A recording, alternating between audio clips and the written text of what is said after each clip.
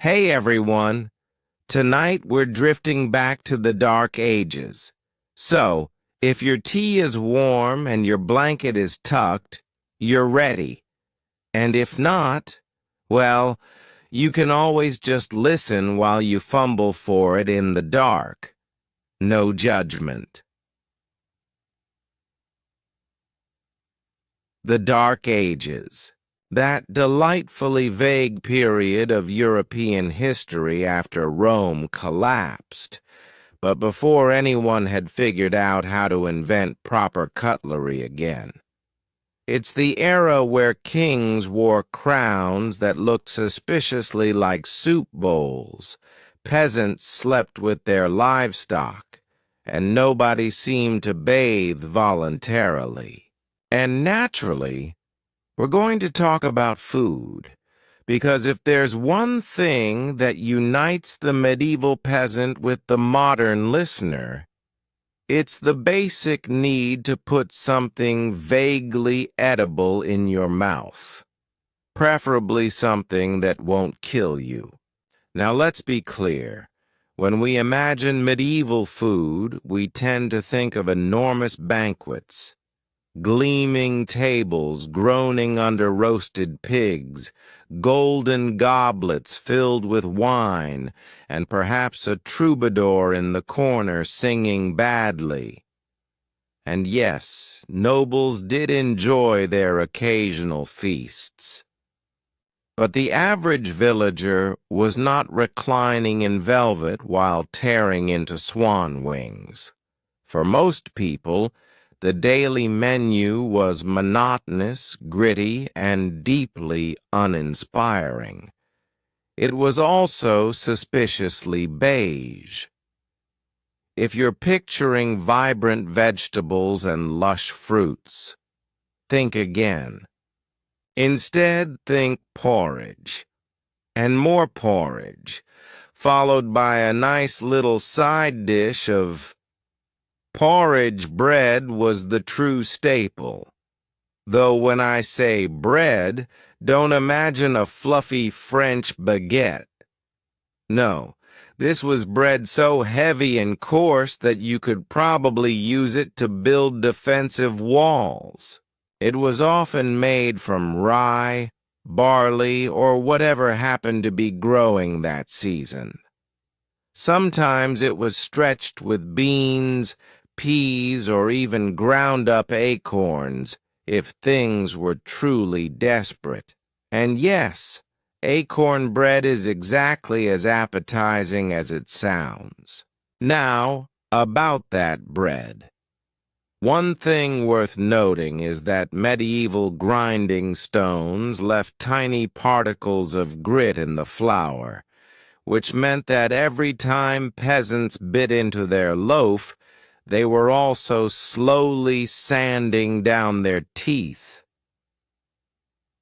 Dental care in the Middle Ages wasn't stellar to begin with, but the grit-filled bread sped the whole process along, which is why skeletons from the period often show teeth worn almost flat. A medieval smile was not so much dazzling as practical. When bread wasn't available or when people wanted to pretend they had some variety, they turned to pottage. This was essentially a bubbling cauldron of whatever ingredients could be scrounged: grains, beans, peas, cabbage, turnips, onions, and it sat there simmering for days. Families would just add things as they came along, which means, yes, Tuesdays. Cabbage stew might still contain the ghost of Sunday's onions. And Friday's dinner? That was just Monday's lunch, reincarnated and slightly slimier. Pottage was dependable, filling, if uninspired, and endlessly adjustable depending on wealth and luck. A rich household might slip in some pork fat or a handful of herbs.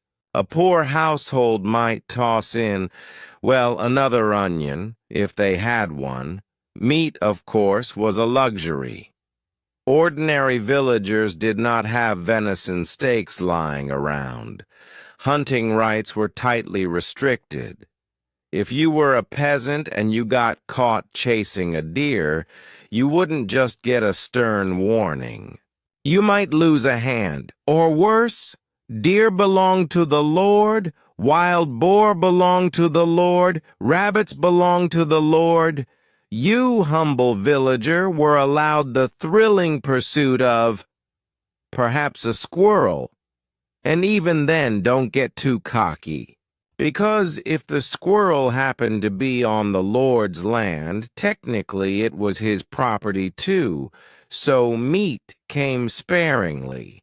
Maybe a chicken if you could afford it, or a pig you'd fatten for slaughter once a year. People made full use of the animal, nose to tail. Which means sausages weren't just sausages. They were also intestines stuffed with whatever could be crammed inside. Blood was used to make puddings. Feet were boiled into broths. And if you're wrinkling your nose, well, congratulations. You're already fancier than the average medieval villager. Fish was slightly more accessible, especially for those living near rivers or coasts. But even fish was wrapped in restrictions. Church fasting rules meant that on certain days, up to half the year in fact, meat was forbidden. Fish was the go-to substitute. Which sounds all right, until you remember there was no refrigeration. A dried cod might travel hundreds of miles by cart and boat before reaching your plate. By then it was essentially shoe leather. You didn't so much eat medieval dried fish as you rehydrated it, prayed and chewed bravely. Speaking of rules, religion dictated much of the medieval diet. Lent, Advent, Fridays, and numerous saint days all meant abstaining from meat, which on one hand probably saved some pigs. On the other hand, it led to creative loopholes. For example, in some regions, beavers were classified as fish. Why? Because they had a scaly tail, which meant you could enjoy a nice beaver steak on a fast day without risking your soul. Theologians, it seems, were very open-minded when it came to defining fish. Now, you might be wondering about vegetables, and yes, they were present. Peasants grew cabbages, leeks, onions, garlic, turnips. They weren't glamorous, but they were cheap and reliable. In fact, the medieval cabbage was so tough and bitter that you'd probably hesitate to call it food today. Yet it appeared in countless stews, because really what else were they going to do? Refuse? Fruit was less common, but it did exist. Apples and pears were grown in orchards. Berries could be foraged. Dried fruits like figs and raisins were expensive. Imports, more likely to appear at a noble's table than in a peasant's bowl. Though if you were lucky, you might get a handful of crab apples, which, incidentally, taste like someone distilled the very concept of disappointment. Dairy also featured, though not in the rich, creamy way you might hope. Milk soured quickly without refrigeration. It was more useful when transformed into butter or cheese. Medieval cheese was often hard, salty, and somewhat unforgiving. Butter, meanwhile, could last a bit longer, but it was hardly abundant. In some regions, butter was even considered a luxury item. Imagine, in a world without chocolate or coffee, butter was a big deal. Now let's drift briefly to drinks. Water, though plentiful, was not always safe. Streams could be contaminated by animals, by waste, or simply by careless neighbors. So people turned to ale. Weak, low-alcohol ale, brewed at home. It was safer, it was filling, and it could double as breakfast. Children drank it, grandparents drank it, everyone drank it, and before you ask, yes, it tasted as watery and bland as you'd expect. But at least it didn't give you dysentery. Most of the time, wine was reserved for wealthier households. Vineyards existed in some regions, especially around monasteries. Monks were surprisingly enthusiastic vintners. But for the average villager, wine was rare. Ale was the daily standard, which means your medieval ancestor likely spent his entire life in a very mild state of tipsiness. And then there were the truly desperate foods, the things you turned to when crops failed. Bark, roots, weeds, acorns ground into flour. In times of famine, people ate whatever wouldn't kill them immediately, which is why medieval chronicles occasionally mention bread made of fern root or soups of nettles, which sounds vaguely nutritious, until you remember they were eating them because there was nothing else. Famines were frequent. A bad harvest could send entire regions spiraling into hunger. In 1315, for example, torrential rains ruined crops across northern Europe. Grain rotted in the fields. Livestock starved. People ate cats, dogs, and whatever vermin they could catch. Chroniclers reported men digging up buried grain from churchyards. Others spoke of corpses found gnawed in the woods. Was it exaggeration? Possibly, but famine was real and terrifying, and yet most years were not famine years. Most years, people ate their rough bread, their pottage, their onions, their thin ale. It wasn't glamorous, it wasn't delicious, but it kept them going, day after day. Meanwhile, the nobles enjoyed banquets. Roasted swans gilded with gold leaf, peacocks roasted, then redressed in their own feathers for dramatic effect. Spices. From the east, pepper, cinnamon, ginger, displayed more as status symbols than actual flavorings.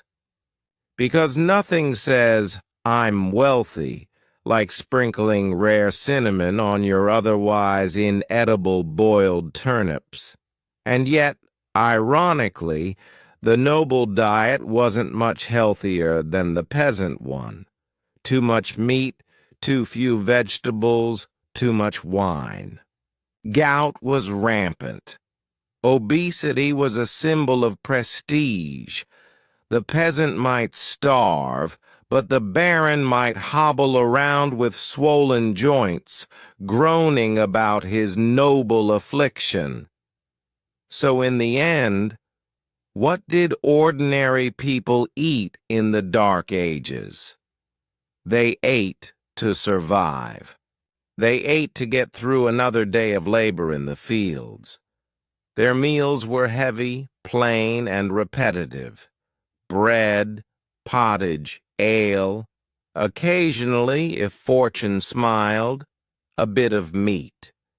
And somehow, on that uninspired menu, Europe survived, generation after generation, until finally someone thought of inventing the potato, and then at last things began to look up.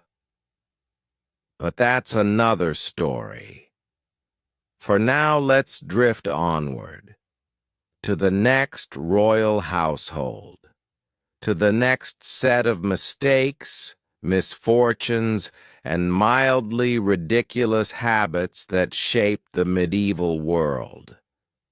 Hey everyone! Let's stay in the Dark Ages dining hall a little longer. If part one was our starter course, the bread, the pottage, the questionable ale, then part two is more of a slow second plate. We're still eating in beige, but we'll sprinkle in some superstition, a dash of scarcity, and a few exotic ingredients that somehow found their way across medieval Europe. So, let's drift back to the table. One thing we often forget about medieval eating is people didn't sit down to 3 square meals. The breakfast-lunch-dinner rhythm is a modern invention. In the Dark Ages, eating was irregular. A main meal might come in the middle of the day, after hours of labor. In the evening, a lighter meal, if anything at all. Breakfast was usually reserved for children, the elderly, or the sick. Which means that for most adults, mornings began not with coffee and eggs, but with hunger and maybe a sip of ale to take the edge off. It wasn't just about appetite.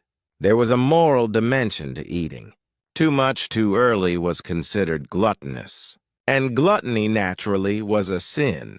The church was quite firm on that point, which is rather ironic given how some abbots quietly enjoyed their oversized platters of fish pies and stewed fruit. But for ordinary folk, restraint was not just a virtue. It was necessity. And while we're here, manners. Table etiquette in the Dark Ages was a curious thing. Forks, for example, were suspicious. People thought them effeminate. The idea of poking your food with a tiny pronged tool seemed unnatural. Most ate with fingers, knives, and spoons. Bread often doubled as a plate, thick slices called trenchers. After the meal, the soggy trenchers could be eaten, fed to dogs, or in wealthier households, donated to the poor. Which sounds charitable until you realize it was essentially handing out used napkins soaked in grease. But what about seasoning? Did Dark Age food taste bland? Yes and no. For ordinary peasants, herbs were the main way to flavor food. Parsley, dill, sage, garlic, onions, all grew locally and were cheap enough to scatter into stews. Salt was valuable, sometimes scarce, but essential. Preserving food meant salting it heavily, whether meat, fish, or butter, which gave many meals the subtle flavor profile of over-seasoned shoe leather. Spices, meanwhile, were another story. Pepper, cinnamon, cloves, nutmeg, these came from far away, through long, expensive trade routes. For nobles, serving spiced food was a flex. You weren't just seasoning your meat. You were announcing that you could afford to sprinkle India onto your dinner. For peasants, spices were a fairy tale, something whispered about but rarely, if ever, tasted. Now, preservation was a constant challenge. No refrigerators, no freezers, which meant food had to be eaten quickly or else transformed into something long-lasting. Drying, smoking, pickling, and salting were the methods of choice. Fish, for example, could be salted so heavily that it resembled wood. To eat it, you had to soak it for days, then boil it until vaguely chewable.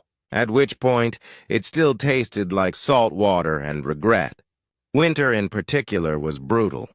Fresh produce vanished. Meals depended on what had been preserved, stored, or hidden in cellars. Cabbages, turnips, onions, apples, all durable enough to last months. Beans and peas dried and stored in sacks. Grains kept for bread and pottage. And yet, despite best efforts, supplies often ran short before spring, which is why the medieval calendar included the ominous phrase, the hungry months. Those bleak weeks when pantries dwindled and desperation set in.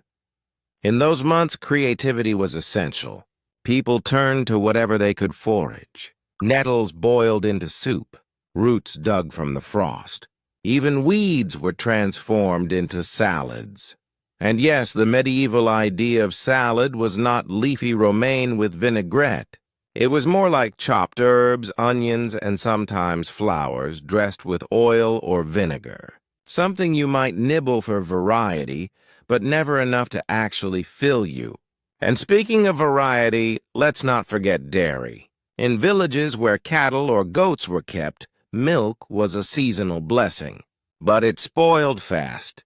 Cheese, however, could last. Some were hard, salty wheels that doubled as food and currency. Others were soft, sour, and barely edible by modern standards. Butter, meanwhile, was treasured. A smear of butter on coarse bread was the medieval equivalent of a small luxury. Not exactly a feast, but enough to brighten the day. Interestingly, the church had rules about dairy, too. On fasting days, meat was banned. Dairy was often restricted as well, which left people with fish, grains, and vegetables. But as ever, loopholes abounded. Certain monasteries found ways to argue that butter could technically be allowed. Others simply ignored the rules and hoped God was too busy elsewhere to notice. Now let's wander for a moment into superstition. Food wasn't just fuel, it was bound up in beliefs. Certain foods were thought to have humors, qualities of hot, cold, wet, dry, that affected the body. Too much cold food might unbalance you. Too much wet food could weaken you. Physicians, such as they were, loved prescribing diets based on these theories. Feeling melancholic? Eat something warm and dry. Feeling too fiery? Perhaps a cucumber. It was less science, more guesswork, but people clung to it. Food was also used medicinally. Garlic for infections, honey for wounds, beer thickened with herbs for stomach trouble.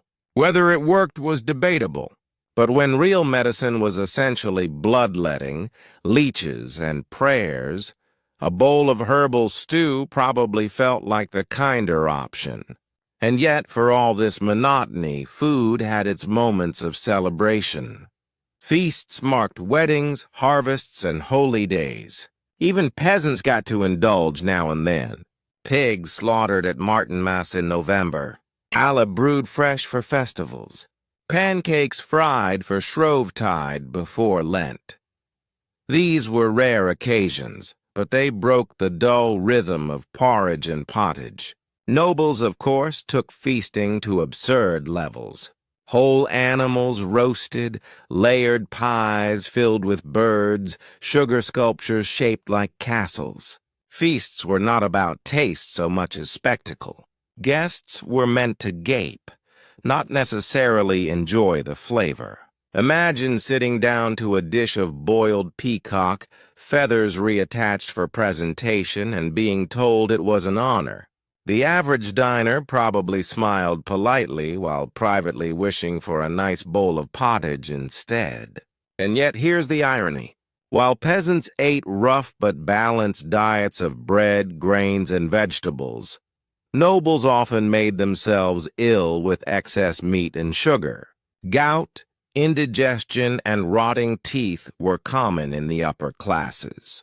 Meanwhile, the poor, though hungry, were less likely to die from rich man's diseases. Survival was still precarious, but it's a small reminder that sometimes simplicity was healthier than extravagance. One last curiosity: hunger left traces on culture itself. Folk tales are stuffed with food imagery. Magic beans, gingerbread houses, endless loaves. To dream of food was to dream of security, which is why so many medieval prayers, charms, and blessings involved bread. Bread was life. Bread was survival. Without it, famine was always one bad harvest away. So when we ask, what did ordinary people eat in the Dark Ages? The answer is not glamorous. They ate what they could grow, what they could store, and what they could beg from their lords. It was plain, repetitive, and occasionally desperate. But it was also deeply symbolic. Every loaf, every bowl of stew carried centuries of habit, belief, and struggle. And when spring finally came, with fresh greens, new milk, and longer days, it must have felt like a small miracle. Not fine dining, just survival renewed. So let's drift onward, from the tables of peasants and nobles to the quiet chambers of castles, where children of kings grew up not with hunger, but with fragile health, endless rules and dynasties resting on their small shoulders. That's part 2 of What Did Ordinary People Eat in the Dark Ages? At about 1,850 words. Would you like me to keep expanding this theme for part 3, covering famine, plague diets, and how food shaped medieval society? Or should I switch to your earlier requested topic like royal childhoods? Hey again, still awake? Or at least half awake? That's fine. Tonight's topic isn't meant to thrill. It's meant to settle, like a heavy loaf of rye bread in the stomach. We've already talked about the daily diet. The bread, the pottage, the weak ale. We've touched on feasts and the occasional indulgence. But now let's look at the harder side of medieval eating. Famine food, plague food, and the small, stubborn rituals that turned food from mere fuel into something that shaped entire communities. First, famine. The Middle Ages were punctuated by it. Not constant starvation, but recurring shortages. All it took was a bad harvest. Too much rain, too little sun, or a war trampling through the fields, and the food supply collapsed. The Great Famine of 1315 to 1317 is one of the most infamous examples. Heavy rains destroyed crops across much of northern Europe.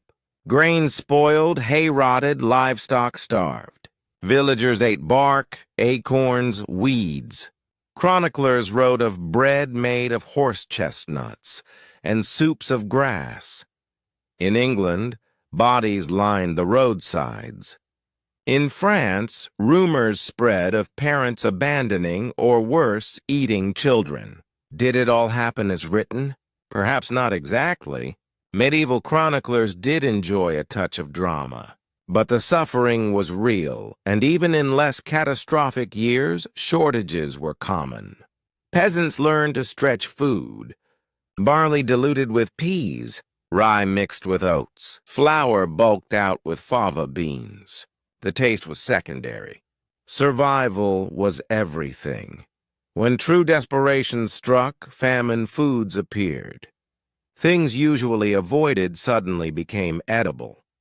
Fern roots boiled into bitter pastes, nettles and dandelions simmered into thin soups, bark ground into flour, even animal hides scraped and boiled until they softened enough to chew. Not enjoyable, but technically nourishing, and of course famine created crime. Grain theft was rampant. Bakeries were attacked. Lords accused peasants of hoarding. Peasants accused lords of hoarding. Everyone was miserable, and no one trusted anyone else's pantry. Now let's drift to plague. The Black Death, beginning in the late 1340s, killed somewhere between a third and a half of Europe's population. Which is horrific, yes, But it also reshaped food in strange ways. With so many dead, land was suddenly more available. Labor was scarcer, wages rose, and peasants could sometimes demand better conditions. One result was better diets, at least for survivors. More meat, more dairy, more variety. For a brief moment, the poor actually ate better because there were fewer mouths to feed. It's grim, but true. And yet, plague also fueled paranoia about food itself. People worried about contaminated bread, poisoned wells, tainted meat. Some turned to religious fasting, believing sin had caused the plague. Others indulged in feasting, deciding that if death was inevitable, they might as well go out on a full stomach. A very medieval version of treat yourself. Beyond famine and plague, food was deeply tied to social order. Who ate what and how mattered. Bread is a perfect example. In towns, bakers produced different grades. Fine white bread for the wealthy, coarse brown loaves for the poor. Everyone ate bread, but the type you ate was a visible marker of your status. It was edible class distinction. Meat followed the same rule. Venison, swan, and crane were noble foods. Pork, rabbit, and chicken were more modest. Eels and herring were peasant staples, which meant that even at the dinner table, society reminded you of your place. Feasting also reinforced hierarchy. Nobles dined at raised tables with servants waiting. Peasants might watch from the sidelines or receive scraps afterward. The act of eating together wasn't just about hunger. It was about displaying power. The lord could afford sugar, saffron, and wine. You could afford turnips. Everyone stayed in their lane. Food also bound communities through ritual. Take harvest celebrations. After months of toil, bringing in the grain was marked with ale, bread, sometimes roasted meats. Church festivals revolved around food too. Easter eggs, Christmas puddings, Shrove Tuesday pancakes, all rooted in medieval practices of feasting before fasting. Even fasting itself was communal. The church calendar was heavy with no-meat days. Whole villages shifted diets together, fish instead of pork, pottage instead of bacon. Shared sacrifice, at least in theory, though as we've mentioned, the wealthy were experts at bending rules. Declaring beavers to be fish is still one of history's more creative dietary loopholes. And of course, food carried superstition. Certain dishes were linked with luck. Eating goose on St. Martin's Day, eating pancakes before Lent, bread baked with charms hidden inside. Even crumbs were important. Wasting bread was considered sinful, almost dangerous. Bread was sacred, not just food. It was blessed in churches, carried in processions, sometimes even used in charms against illness. Ale had its own rituals. Brewing was often women's work. Alewives became fixtures in villages, selling their weak daily brew. They were sometimes accused of watering it down or worse, bewitching it, which is partly why the later stereotype of the witch with a tall hat and broom looks suspiciously like a medieval alewife signaling her tavern with a broom outside the door. Now let's pause on taste, because you might be wondering, did people actually enjoy their food? Or was it all grim survival? The answer is a bit of both. No, peasant meals weren't Michelin-starred, but they had comfort and familiarity. The taste of a fresh loaf, even coarse, was satisfying. Herbs brightened stews. Ale, however weak, was warming, and when feast days arrived, the contrast made them dazzling. Imagine eating porridge for weeks, then suddenly biting into roasted pork, dripping with fat. It must have been overwhelming in the best way. And let's not dismiss sweets. Honey was the main sweetener, and though expensive, it was cherished. Fruits like apples and pears were baked or boiled into puddings. In towns, small pastries filled with spiced fruit appeared. For peasants, rare but treasured. For nobles, everyday indulgence. But whether rich or poor, sweetness was joy. A reminder that life wasn't all grit and pottage. So when we ask again, what did ordinary people eat in the Dark Ages? The answer is layered. Most days, bread, pottage, ale. Hard times, weeds, bark, desperation. Good times, feasts, fresh meats, rare sweets. And always, woven through it all, superstition, ritual, and a keen awareness that food was never just food. It was survival. It was hierarchy. It was faith. It was identity. So, as you drift now, imagine the quiet of a medieval village evening. A family sitting by the hearth, bowls of pottage in hand, a loaf of rough bread between them, the faint smell of smoke and onions in the air. Children slurping quietly, dogs hoping for scraps. Outside, the fields dark and silent, waiting for tomorrow's labor. It wasn't glamorous. It wasn't grand. But it was enough. Enough to keep them alive season after season. Enough to carry Europe through centuries until new foods, potatoes, tomatoes, chocolate, transformed the table forever. But for now, in the Dark Ages, the meal is simple. Bread, ale, and whatever could be coaxed from the soil. Sustenance in its plainest, most essential form. And with that thought, let's let the fire burn low and drift onward. Welcome back. If you've made it this far, you either have a remarkable interest in medieval cuisine, or you've been asleep since part 1, and the sound of my voice is just blending into your dreams. Either way, we're here together, and that's what matters. We've chewed through the basics, sipped the ale, endured the famines, and survived the plagues. Now it's time to wander into the later chapters of this story. How the medieval diet slowly shifted, and how the arrival of new foods at the end of the Middle Ages quietly reshaped the European table forever. Let's begin by remembering just how local most food had been for centuries. Peasants ate what they grew or what grew nearby. Grain from their own fields, beans from their gardens, the occasional pig or chicken from their yard. Even lords, with their wealth, were largely restricted to what their estates produced, plus the odd barrel of wine or shipment of salt. But by the 14th and 15th centuries, cracks appeared in this localism. Trade routes stretched further. Merchant cities like Venice, Genoa, and Bruges became bustling centers of exchange, and slowly, European diets began to taste just a little less provincial. Salt from Brittany, fish from the Baltic, spices from the Levant.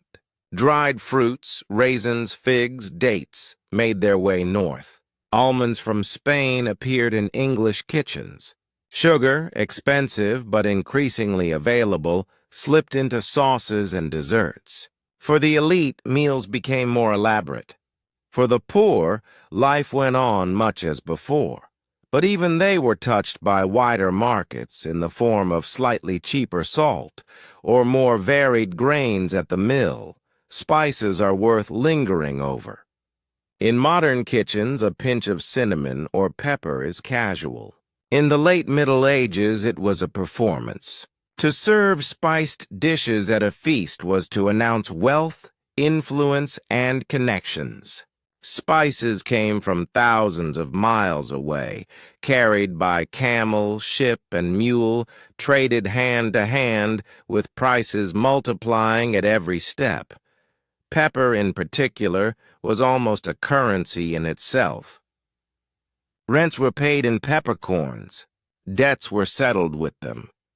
And to be a pepperer was to belong to an elite guild of traders. Cinnamon, cloves, saffron, these were rarities for the wealthy. For peasants, their scent drifted faintly from the manor kitchen, never reaching their bowls. But they knew of them, as one knows of a star, distant, glowing, untouchable. Sugar followed a similar path. In the early Middle Ages, honey was Europe's sweetener. But by the later centuries, sugarcane cultivation around the Mediterranean began supplying crystals of refined sweetness.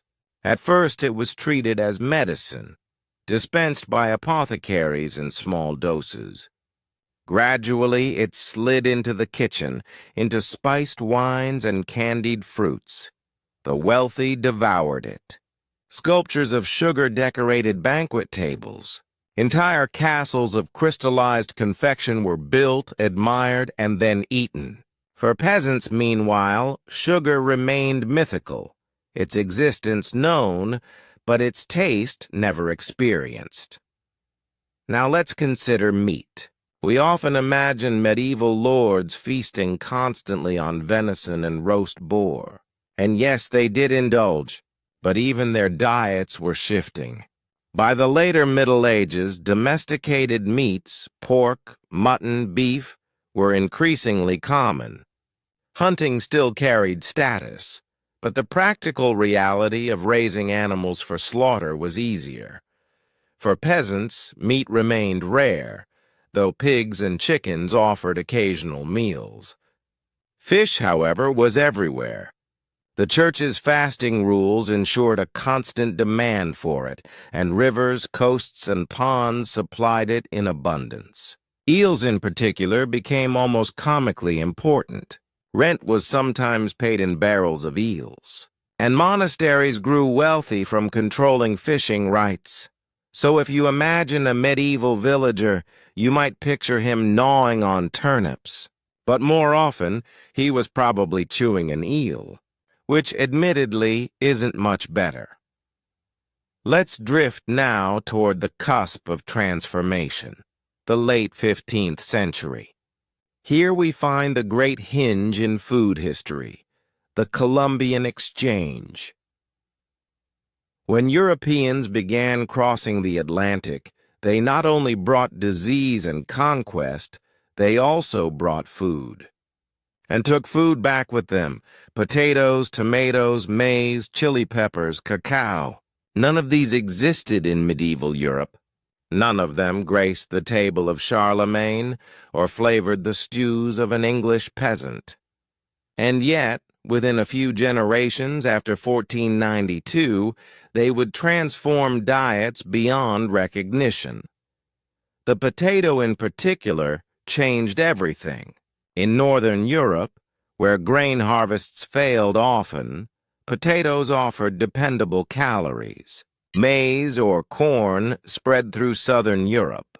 Tomatoes, initially distrusted as nightshades, eventually became central to Italian cooking. And cacao, mixed with sugar, introduced a new form of indulgence: chocolate. So when we think of medieval food, we must remind ourselves that it lacked these now basic ingredients. No French fries, no pizza, no chili peppers, no hot chocolate. The medieval table, compared to ours, feels stripped bare, monochrome, yet even without potatoes or chocolate, food carried immense cultural weight. The way people ate was political, moral, even spiritual. The church monitored fasts. Lords used feasts to display power. Guilds regulated bakers, brewers, and butchers. And ordinary people, those whose names we'll never know, cooked, chewed, and swallowed whatever kept them alive, season after season. Their meals were repetitive, their plates humble, but without them, without that steady rhythm of bread, ale, and pottage, there would have been no Europe to inherit the potato, No Italy to simmer tomatoes, no Spain to sweeten chocolate.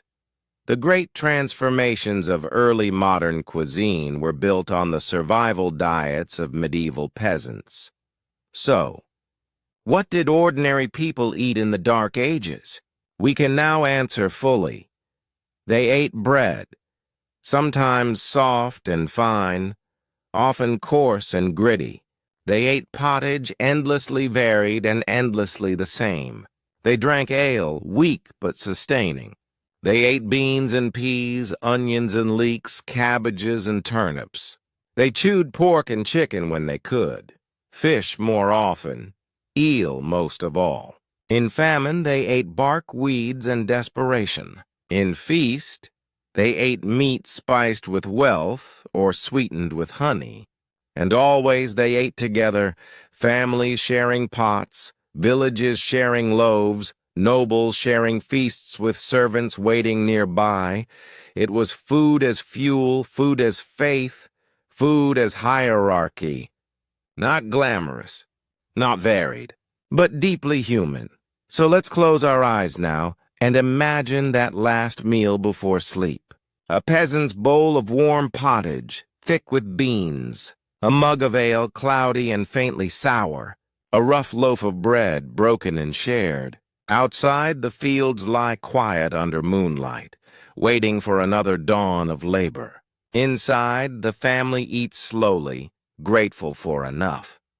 Simple food. Heavy food. Food that kept a continent alive through centuries of cold winters and uncertain harvests. And as you drift, remember, our modern abundance, our spices and sugars, our potatoes and chocolate, all of it rests on those humble bowls of pottage. Without them, there would be no us. So, good night, and may your dreams be softer than famine bread. If you're still listening, it's probably because medieval food is soothing in its monotony. Or maybe it's just because the sound of me describing cabbage feels oddly hypnotic. Either way, we're not done yet. Tonight we'll drift further into the dining habits of different medieval groups, monks, nobles, and townsfolk. Because while the poor were gnawing bark in hard times, the rest of society was busy inventing their own peculiar menus. Let's begin with the monks. Monasteries were in many ways little food factories. They grew grain, tended gardens, kept fish ponds, and sometimes ran vineyards. This meant monks often had a steadier food supply than the peasants outside their walls. But, because of course there's a but, religious rules complicated things. The rule of Saint Benedict, written in the 6th century and adopted widely, emphasized moderation. No gluttony. Meals were to be simple, eaten in silence while a brother read aloud from Scripture. Wine was permitted, but in measured quantities. Meat of 4-footed animals, beef, pork, lamb, was officially banned. Fish and fowl, however, were fair game. Naturally, monks were creative in interpreting these rules. Beavers, for example, were classified as fish because of their tails, apparently. Puffins, also fish. Barnacle geese, which were thought to hatch from driftwood, were, yes, considered fish as well. This convenient theology meant that monks enjoyed meat under the guise of piety. Their daily meals often featured bread, pottage, vegetables, and fish. On feast days, things got elaborate. Spiced sauces, roasted poultry, honeyed pastries. Not exactly hair-shirt asceticism. And monks with influence dined very comfortably indeed. Nuns followed similar dietary rules, though their provisions were often more modest. Convents had fewer resources than large abbeys. Their diets relied heavily on gardens and donations. Bread, beans, onions, and cheese were staples. Still, feast days brought indulgence. Records from nunneries list almond milk, saffron, figs, and sugar. Luxuries enjoyed in moderation, of course. Because nothing says holy devotion like carefully rationed candied fruit. Now let's glide to the opposite end of society, the nobles. If monks were the self-declared guardians of moderation, nobles were not. Feasting was central to aristocratic identity. To host a lavish meal was to display power. It wasn't about nutrition. It was about spectacle. Tables groaned under roasted meats. Venison, swan, peacock, even porpoise. Dishes gleamed with gold leaf. Entire animals were served intact, feathers reattached for drama. Spiced sauces flowed, heavy with pepper and cinnamon. Wine was plentiful, often mulled with honey. For nobles, every course was a performance. Musicians played, jesters capered, servants poured. Guests shared trenchers of bread, greasy with meat and sauce. Dogs roamed the floor, snapping at bones. It was noisy, messy, and highly political. Where you sat, what you were served, and whether your goblet was refilled, all were statements of rank, and of course the poor occasionally benefited. Leftover bread trenches were given to beggars waiting outside, which sounds generous, until you remember that these were basically greasy tablecloths soaked in other people's drool. Still, hunger doesn't argue with hygiene. In towns, food culture was shaped by guilds. Bakers, butchers, brewers, all regulated their crafts. Quality was monitored, prices fixed, weights inspected, which sounds noble until you realize enforcement was patchy. Bakers watered down dough, butchers sold questionable cuts, brewers stretched ale. Consumers grumbled, officials fined, and life went on. Town markets bustled with variety, fresh fish, bread, vegetables, pies, nuts, spices. Street food existed too. Pies and hot cakes were sold to travelers. Roasted chestnuts warmed cold fingers. Fried fish was wrapped in paper centuries before London fish and chips. For the working poor, these stalls were lifesavers. Cheap, hot meals without the need for a kitchen fire. But what about children? Did they get special diets? Not really. Medieval children ate what adults ate in smaller portions. Pottage, bread, and ale from the start. Milk was given to toddlers, though often considered less important than getting them onto solid food quickly. Noble children might receive more delicate fare, soft bread, almond milk, pureed meats, but by age 7, they were expected to eat like everyone else. Childhood, after all, was not indulged as much as endured. And what about celebrations? Food shaped the calendar as much as the sun and seasons. Easter brought eggs, blessed and shared. Christmas feasts stretched for days with meat, pies, and puddings. Shrove Tuesday cleared the pantry of fats and eggs before Lent, producing pancakes. Harvest festivals offered bread baked from the first grain, shared with the parish. Each of these meals carried meaning beyond hunger. They reinforced community. They marked time. They reminded people that life, even in hardship, had moments of abundance. It's also worth noting the anxieties tied to food. Medieval people feared spoiled grain, tainted meat, poisoned wells. Famine haunted memory. Hoarding was condemned, yet practiced. Gluttony was preached against, yet admired in kings. Food was never neutral. It carried moral weight. To eat modestly was virtuous. To eat lavishly was proof of power. To eat desperately was a sign of divine testing. So, in summary, monks ate piously except when they didn't. Nuns ate modestly, except when donations were generous. Nobles ate excessively because restraint was for other people. Townsfolk ate whatever guilds and markets supplied, often with suspicion. And children ate whatever was put in front of them, no questions asked. It was a world where every meal carried layers of meaning. Bread was life, aloe was safety, meat was privilege, fish was religion, and sugar was wealth you could taste. So as you settle now, imagine yourself in each of these worlds. In the monastery refectory, silent monks spooning pottage while scripture is read aloud. In the noble hall, a swan refeathered for display, servants juggling trenchers, dogs underfoot. In the market square, vendors shouting, pies steaming, coins clinking. In the peasant cottage, a family gathered around a single pot, eating slowly, gratefully. Different places, different flavors, but all tied together by the same need, to fill the stomach, to carry on, to live another day. And with that, let's close the door on another medieval kitchen. If you've followed this far, you've listened to cabbage, pottage, famine, feast, and the lives of monks and nobles. Tonight we turn to something different.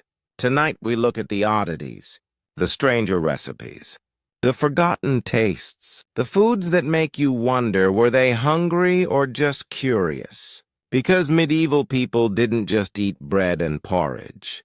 They experimented. They improvised. They sometimes dined on things that to us feel more like a dare than a meal. Let's begin with hedgehog stew.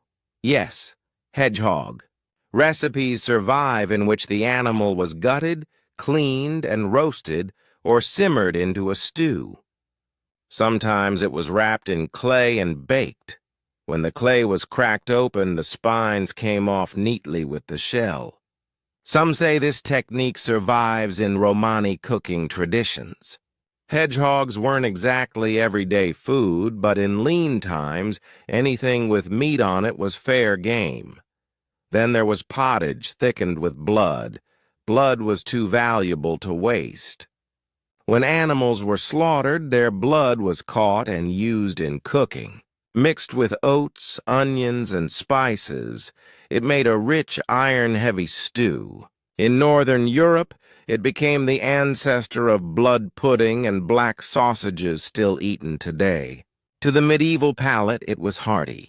To us, it sounds metallic and grim. A favorite luxury among the wealthy was meat pies with live birds. Yes, literally. A hollow pie crust was baked. Into it, small birds, sparrows, blackbirds, were placed alive. When the pie was cut open at the feast, the birds flew out, astonishing the guests. This wasn't food, exactly, it was theater. The nursery rhyme, "Sing a Song of Sixpence," preserves the memory. 24 blackbirds baked in a pie. Except they weren't baked. They were imprisoned briefly for entertainment. Another curiosity was almond milk everything. Almond milk was the oat latte of the Middle Ages. It was made by grinding almonds with water, producing a creamy substitute for dairy. It was essential during Lent and fast days, when animal products were forbidden. Almond milk thickened stews, sweetened desserts, and made sauces. In noble households, it was everywhere, partly because almonds had to be imported, making them expensive. If you served almond milk, you were showing wealth. Today, we think of it as vegan minimalism. Back then, it was haute cuisine. Fish, too, was subject to strange treatment. Lampreys, eel-like creatures with sucker mouths, were considered a delicacy. They were often baked into pies with spices and wine. King Henry I of England supposedly died from a surfeit of lampreys, though it's more likely he just ignored his doctor's warnings. Still, lampreys were so prized that they became royal gifts. There were also fish dishes that stretched logic. Beavers, otters, puffins, barnacle geese, all classified as fish for religious fasting, meaning monks could eat them guilt-free, and so they did. Puffin pie, beaver tail stew, meals both pious and peculiar. Among sweets, the oddest were candied spices and flowers. Imagine chewing sugared fennel seeds, rose petals, or even violets. These weren't eaten for flavor alone. They were considered medicinal, balancing the humors, aiding digestion, freshening the breath. Sugar itself was so expensive that every grain was precious. To candy a rose petal was to say, "Look how rich I can eat perfume." And then there was meat disguised as something else. Cooks loved subtleties, elaborate dishes designed to trick the eye. A chicken might be shaped to look like a porcupine with almond slivers for quills. A pie might appear plain until cut open to reveal dyed blue or green filling. Entire tables were laid out with edible sculptures, castles of sugar, ships made of pastry, scenes of saints molded in marzipan. Again, this wasn't nutrition. It was display. Dinner as performance art. Now, to the drinks. Ale was everyday fuel, but special drinks included possets.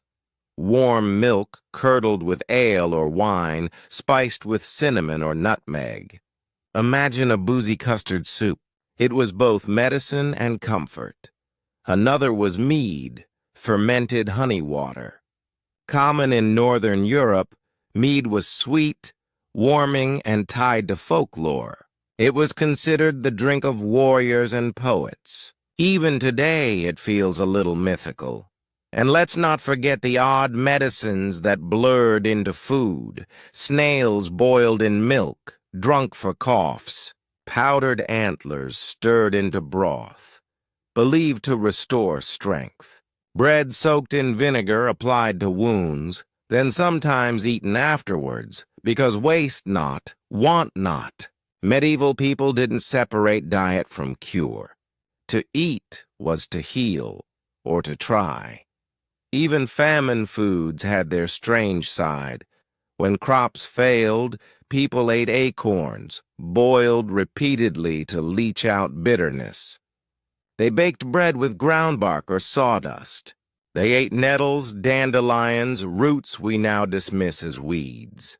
What we see as desperation, they saw as survival knowledge. These weren't recipes you boasted about, but they kept people alive. So why mention all this? Because it shows how flexible the medieval diet really was. Yes, bread and pottage dominated, but alongside the monotony, there was creativity, showmanship, and experimentation. People weren't passive eaters. They turned meals into meaning, medicine, theater, and sometimes magic. So tonight, as you drift, imagine a hedgehog wrapped in clay, baking quietly under embers. A blood stew simmering, thick and dark, spiced with onions. A banquet hall gasping as blackbirds flutter out of a pie. A monk spooning beaver tail stew, convinced it's a holy fish.